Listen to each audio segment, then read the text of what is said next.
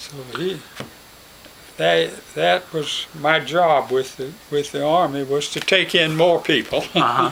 Now, there was a fire in the church. Do you remember anything about that?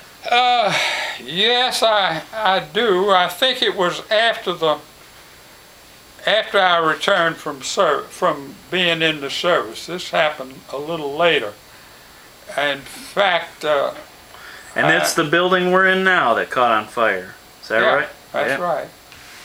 And what happened was somebody had come into there and lit several spots in the church, and then it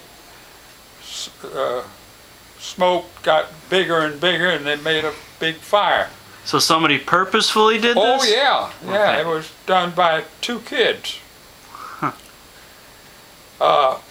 When they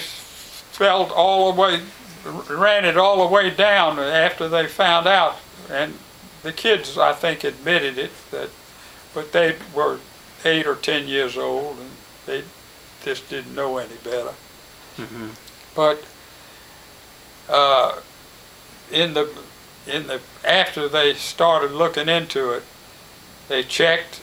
The priest at the Catholic Church, which is 2 blocks down the street, you know. Yep, St. Michael's, yeah. St. Michael's. He had chased two boys out of the church because they were walking around with candles. And he chased them out. Then our church got lit that same day later on. And then we had a fire. And then a day or two later, they tried to light the Episcopal church, and the Episcopal minister caught them. Wow.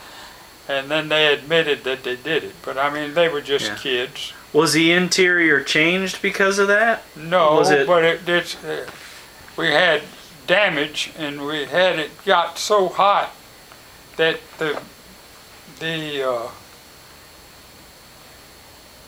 lead between the pieces of glass and a window, they kind of melted, and you had drops of lead on the altar from that window above it. Wow.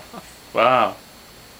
That's something. Now, what else did they light? We had a wedding the night before, and the man that furnished the white carpet that you wrapped, it was rolled up in the back. Oh no. And the kids lit that. They also lit the paraments that hang down from the pulpit, and then we had a place also to read the gospel, you know. Wow.